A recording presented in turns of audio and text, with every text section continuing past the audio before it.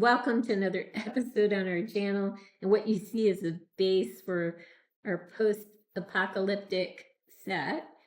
So we've got this nice piece of wood that's like a tree and a kind of a log to either sit on or sit next to or whatever. Let's see if we can get 5 humans, 1/6 scale, on this thing, 1 motorcycle, and 1 dog. I think we can do it. It might be a little cramped. A few more inches, I think, would be even more ideal, but let's see if we can do it. We'll be right back. We are back, and here is our group diorama. It's just a black piece of wood. I mean, wood that was painted black. It's 23.5 inches long. It's 9 inches wide and 3/4 of an inch thick. There's a piece of wood here for an appearance of a tree, and there's a log here that people can sit on if they choose to do so. The only one on the stand is Judy. So this is my mini-me, Isadora.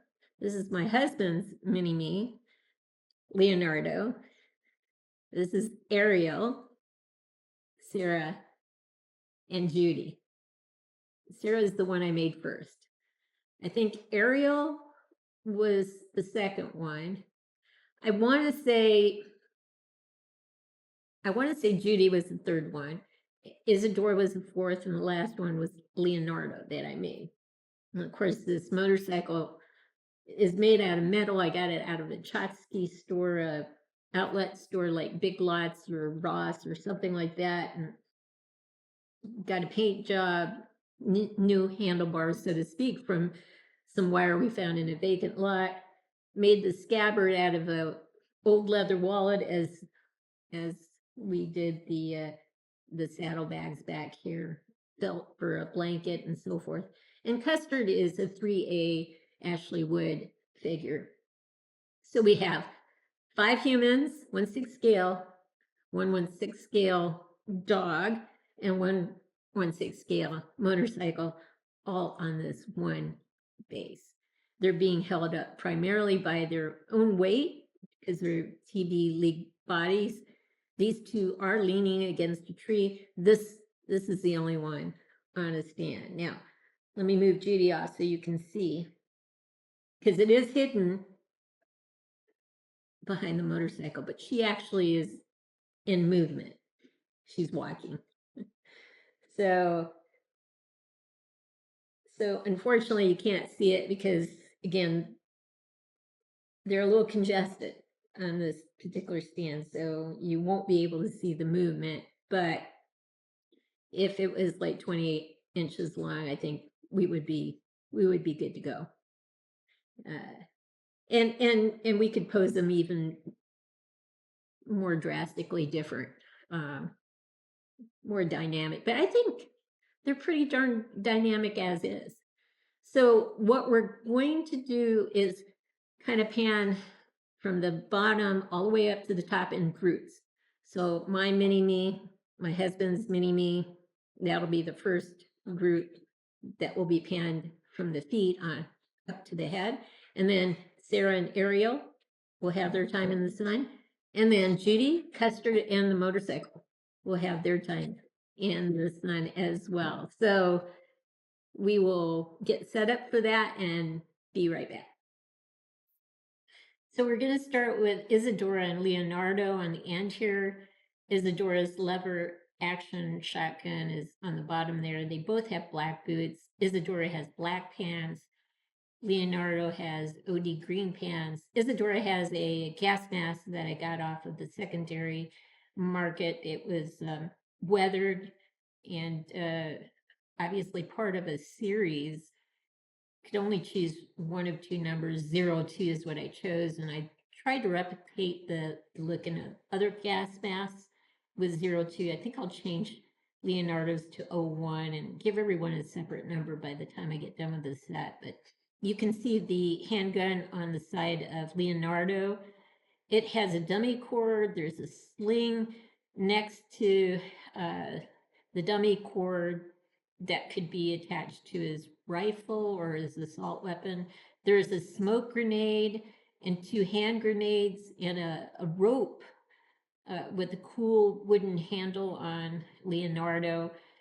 On the other hand, on Isadora, she's got a U.S. holster, World War II, that I weathered, and 2 hand grenades that are brown and black.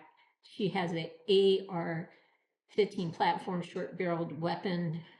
She has wristbands. She's got a canteen, a K-bar, and a sheath on her. They both have tank tops. You can probably see the M16 A2 on Leonardo's right shoulder there. And they both have scars, but Isadora has a darker scarf than Leonardo. His matches his hat. He's the only one that has a baseball hat on. She has a pelt headlamp around her neck. It was hard to see, but there was, and it might have been buried on his body, on his belt, but there was a carabiner, a blue carabiner, and a pelt headlamp on his belt. So he's leaning against the tree, as is she, and that's our first 2 characters. We'll move on now to Sara and Ariel. So we're moving on to Ariel and Sara. You can see the hiking shoes, boots on Ariel, and the brown pants. You can see the gas mask that's weathered. You can see an AR platform with a suppressor in the end. That'll come into view in a second, but there's a sling there with a yellow tag on it that probably can be used for that weapon as well. He's got a couple of brown and black grenades, a smoke grenade. He's got a rope with a wooden handle. He's got a 45 Molly on the side, and 45 as well. You're seeing her OD green pants and the gas mask. She's got a Molly as well and a 45 on her hip. She's got an MP5 weapon and a couple of hand grenades that are kind of OD green, but not really. You could see the carabiner on the other side, and there should be a headlamp, Pelt's headlamp attached to it. She's got the wrist covers. Both of them have tank tops.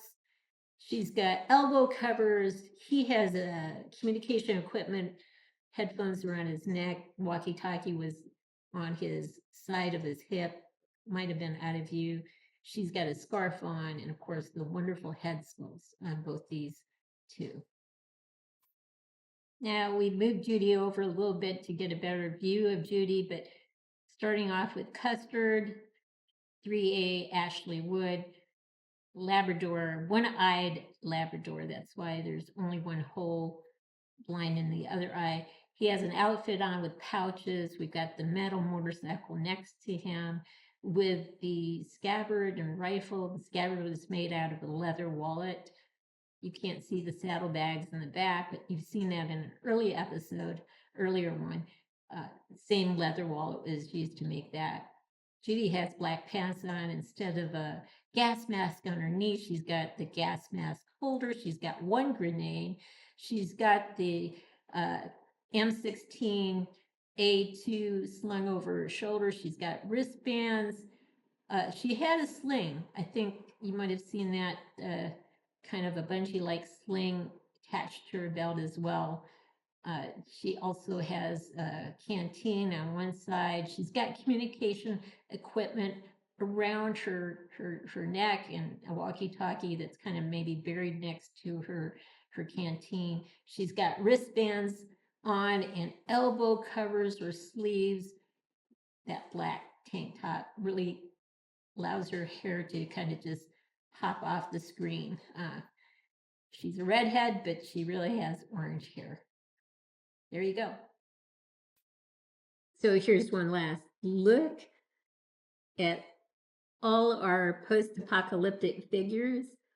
I hope you've liked what you've seen. If you have, consider giving us a thumbs up and subscribing to our channel. In the meantime, everyone, please Have a great day.